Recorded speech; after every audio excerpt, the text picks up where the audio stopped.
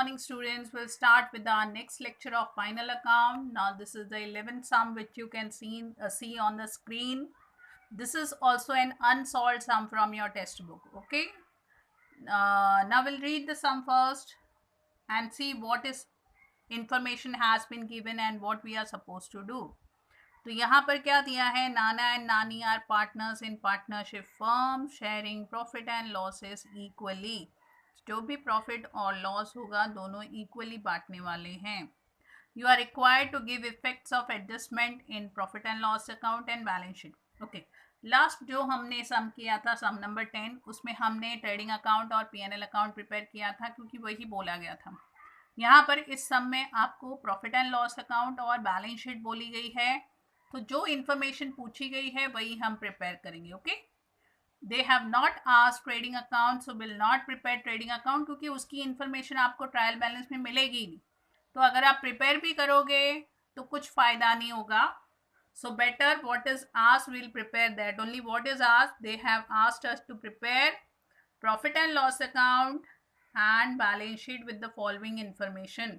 नीचे अगर आप देखोगे ट्रायल बैलेंस दिया गया है. This is our debit balance, this is our credit balance. सबसे पहला काम जो हमको एज यूजुअल करना है, देख के लेना है कि क्या हमें एडजस्टमेंट दी गई हैं. पहला adjustment is regarding gross profit, क्योंकि ट्रेडिंग अकाउंट नहीं प्रिपेयर किया है तो ग्रॉस प्रॉफिट दी है. So this is an information given to us.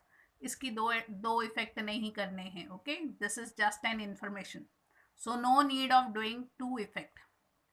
Insurance 15 महीने का हमने पे किया है, so insurance we have an adjustment. So when we are writing insurance we are suppose to write in first column. उसके बाद में लैंड एंड बिल्डिंग और furniture को हमने डेप्रिसिएट करना है, तो हम वो भी मार्क करते हैं, land and building, furniture. Okay, then we have bad debts और आरडीडी. बैड डेब्ट्स के लिए डेटर्स, बैड डेब्ट्स तो दिखाई नहीं दे रहे हैं, और क्लोजिंग स्टॉक दिया है, इसके लिए भी हमें कुछ करने की ज़रूरत नहीं है. तो हमें क्या करना है, प्रॉफिट एंड लॉस अकाउंट और balance sheet we are suppose to prepare. अब यहाँ पर अगर आप देखोगे मैंने ऑलरेडी फॉर्मेट ड्रॉ करके रखा है. प्रॉफिट एंड लॉस अकाउंट दिखाई दे रहा होगा और बैलेंस शीट. सिर्फ मैं अंदर का लिखना ज़रा लिख लेती हूँ, particulars and 2 column of amount we have prepared, inner column and outer column. Again particulars, amount,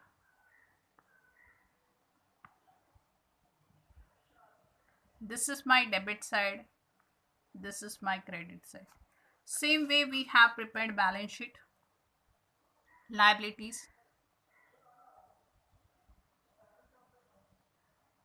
2 columns of amount, assets, and again 2 column of amount. Okay, अब हम क्या करेंगे, पहला हम अपना ट्रायल बैलेंस स्टार्ट करते हैं. तो हम ट्रायल बैलेंस को ही पढ़ेंगे. डेबिट बैलेंस से स्टार्ट कर रही हूँ. डेबिट बैलेंस में पहले क्या दिया है, insurance, where we are suppose to write in our profit and loss account to insurance, and where I am supposed to write in our first column. Why? Because we have an adjustment. Insurance के बाद में हमारे पास यहाँ है land and building. Bracket में कुछ लिखा है, क्या लिखा है, addition of 20,000 was done on 1 July.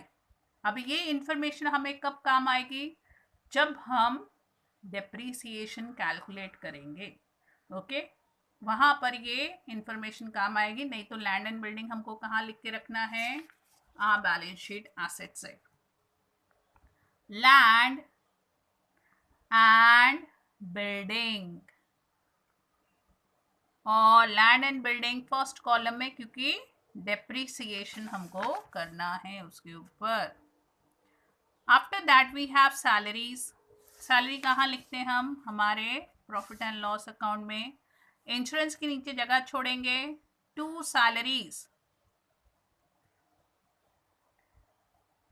5,000 is the amount which we can write in second column. After salary, we have export duty. Again, profit and loss account. To export duty, amount is 2500, which we can write in second column. उसके बाद में है हमारे पास interest, debit में दिया है तो PNL के भी डेबिट में ही लिखना है. To interest 1000. ओके. अब यहाँ पर नेक्स्ट दिया है फर्नीचर डेप्टर्स. दोनों पर एडजस्टमेंट है. दोनों कहाँ लिखने हैं? हाँ, balance sheet. Land and building के नीचे जगह छोड़ेंगे और फिर हम लिखेंगे furniture.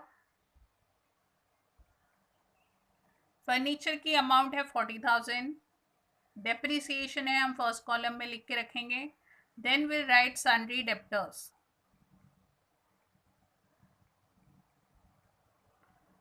26,000 because we have an adjustment regarding this also. तो हमारा जो है डेबिट बैलेंस जो है वो हमारा कंप्लीट हो गया. Now will go for the credit side. सबसे पहले दिया है कैपिटल. अभी यहाँ पर तो हम कैपिटल अकाउंट सेपरेट प्रिपेयर नहीं कर रहे हैं, तो हम कहाँ लिखेंगे? Balance sheet liability side. हम हेडिंग देंगे कैपिटल अकाउंट. अगर आप प्रिपेयर कर रहे हो तो आप उसके डेबिट में क्रेडिट साइड में लिखोगे नाना 50,000. leave 1 2 line, then write नानी 50,000. अब इसमें क्या ऐड करना है हमको? नेट प्रॉफिट ऐड करना है. अगर नेट लॉस होगा तो माइनस करेंगे.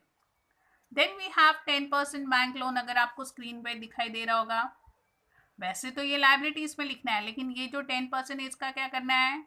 हमको इंटरेस्ट फाइंड आउट करना है. तो पहले इसको लायबिलिटीज में लिख लेते हैं. 10% बैंक लोन.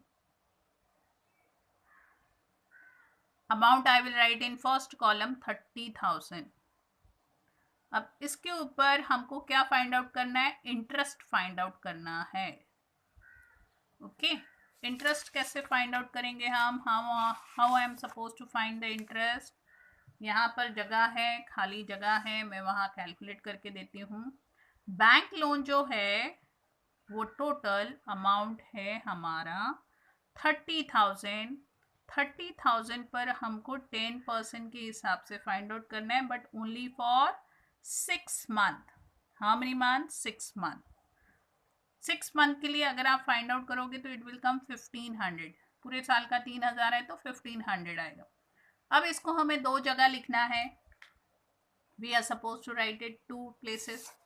पहली जगह तो यही है, इंटरेस्ट ऑन बैंक लोन. कितना इंटरेस्ट आया? 1,500. टोटल हमको पे करना है 31,500.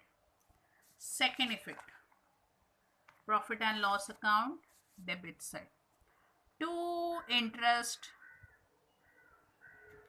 On bank loan. Why? Because it is my expenses 1,500. Okay. अब ये हो गया. इसके बाद में क्या है? Interest credit side. By interest 1,500. Next, bills payable. Balance sheet liability side. Bank loan के नीचे हम लिख सकते हैं बिल्स पेबल.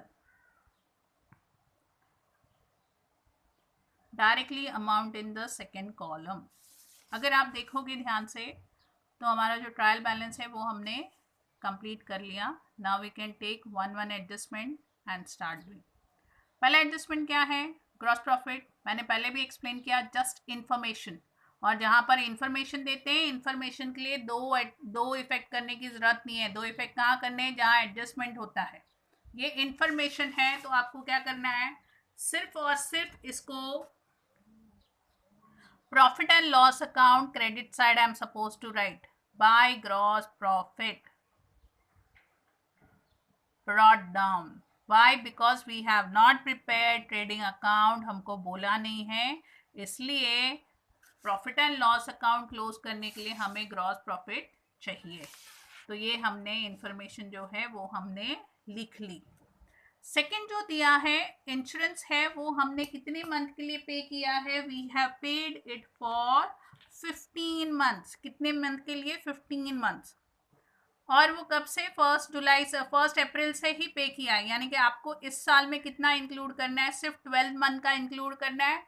बाकी जो 3 महीने का है वो सारा का सारा आपका प्रीपेड होगा। अब फाइंड आउट कैसे करना है, पहले इसी के ऊपर सॉल्व करते हैं। Insurance, total amount which is given of insurance that is 15,000। ये 15,000 हमने 15 मंथ के लिए पे किया है। जब आपको इसको 15 से डिवाइड करोगे आपको एक महीने का इंश्योरेंस मिल जाएगा, that will be 1000 insurance per month. अब 3 महीने का प्रीपेड है तो कितना प्रीपेड हो गया? 1000 इंटू 3, यानी कि 3000 इज प्रीपेड। समझ में आया? अब इसके इफेक्ट, 2 इफेक्ट जाएंगे। First effect will come in profit and loss account, prepaid है तो माइनस करना है। Second effect balance sheet asset side. तो पहला इफेक्ट हम पीएनएल अकाउंट में कर लेते हैं, माइनस और लेस प्रीपेड इंश्योरेंस कितना है? 3000। 12,000 करंट ईयर का है और 3000 आने वाले साल का है। सेकेंड इफेक्ट, सन्ड्री डेप्टर्स के नीचे जगह छोड़ के हम यहां पर लिख सकते हैं prepaid insurance.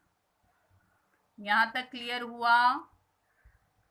The amount is 3000। Okay. अब इसके बाद में दिया है डेप्रीसिएट लैंड एंड बिल्डिंग और फर्नीचर। लैंड एंड बिल्डिंग जो है वो 10% करना है, फर्नीचर 5%। चलिए अब पहले लैंड एंड बिल्डिंग को देखते हैं। अब लैंड एंड बिल्डिंग की जो अमाउंट है दैट इज टोटल 50,000। ओके। अब ये 50,000 का डिस्ट्रीब्यूशन कैसे हुआ है? 30,000 हमारे पास पहले से था, 20,000 की बिल्डिंग हमने बाद में खरीदी। कब खरीदी? We have purchased it on 1 July. तो अगर आप जुलाई से कैलकुलेट करोगे तो इसके ऊपर सिर्फ 9 महीने अभी हुए हैं, तो इसके ऊपर 10% हमको फाइंड आउट करना है। कितने महीने के लिए? 12 मंथ के लिए। इसके ऊपर भी 10% फाइंड आउट करना है, बट ओनली फॉर 9 मंथ्स। तो इसका आएगा फुल 3000। इसके ऊपर जब डेप्रिसिएशन फाइंड आउट करोगे तो 2000 की जगह पर आएगा 1500 रुपये। ऐड करने के बाद में जो टोटल डेप्रिसिएशन है वो 4500 है, नॉट 5000। ओके। तो ऐसे कैलकुलेट करना है। लास्ट ईयर हम फुल फ्लेज चैप्टर कर चुके हैं, तो आपको ये वर्किंग नोट समझ में आना चाहिए। ओके।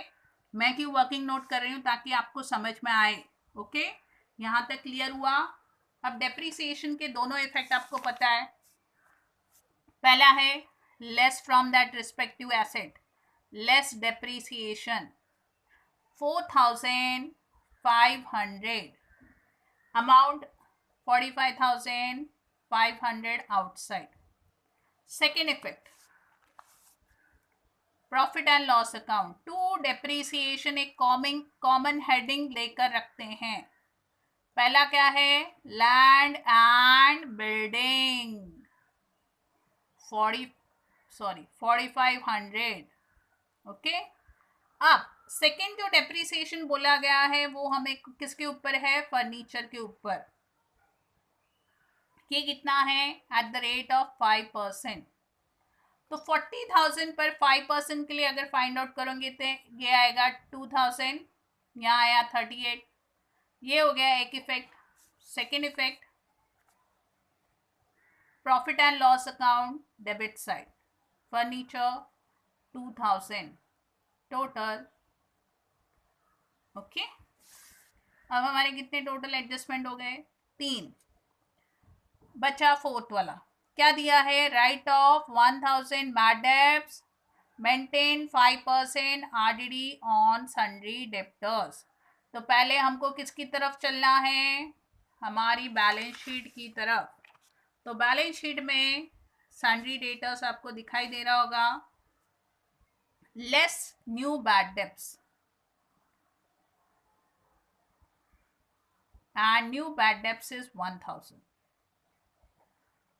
25,000 अमाउंट हो गया. इसके ऊपर हमको न्यू आरडीडी क्रिएट करनी है on this 25,000. At what percent? 5%. Less new RDD at the rate of 5%. 25,000 पर 5% आएगा 1,250 रुपीज. माइनस करने के बाद में आपके पास आएंगे 23,750. Second effect, our profit and loss account. 2. New bad debts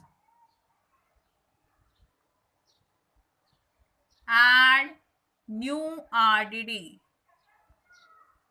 and bad debts is 1,250, total 2,250.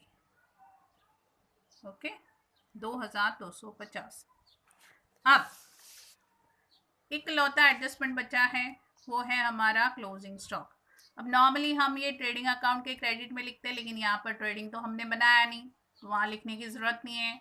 तो कहाँ जाएगा इसका इफेक्ट? सिर्फ और सिर्फ हमारे बैलेंस शीट एसेट साइड में. Closing stock, directly we can write the amount in second column. इसी के साथ में हमारा ट्रायल बैलेंस और एडजस्टमेंट दोनों हमने कंप्लीट कर लिया. अब नेक्स्ट काम क्या होता है हमारा? नेक्स्ट जो हमारा काम है वो है टैली करना. तो हम क्या करते हैं, पहले चलते हैं हमारे प्रॉफिट एंड लॉस की तरफ. दिखाई दे रहा होगा आपको स्क्रीन पर. Credit side we have only 2 things. 34,500 gross profit है जो हमको इंफॉर्मेशन दी गई थी. 1,500 रुपये हमारे इंटरेस्ट के हैं. दोनों को ऐड करने के बाद में टोटल आया 36,000. Same 36,000 I will write this side also. अब ये 36 में से क्या माइनस करना है? 12,000 माइनस 5,000 फॉर सैलरी. फिर एक्सपोर्ट ड्यूटी 2,500 माइनस करने हैं. इंटरेस्ट के 1,000, interest on bank loan 1,500, 6,500 depreciation and 2,250 bad debts. जो बचेगा वो है हमारा net profit. To net profit. Partners के नाम लिख लेते हैं, नाना, नानी, और माइनस करने के बाद में जो नेट प्रॉफिट आ रहा है वो है 5,250. आधा आधा डिस्ट्रीब्यूट करेंगे तो नाना विल गेट 2,625. 2,625. अब इसको कहाँ ट्रांसफर करना है? Balance sheet liability side. Add net profit.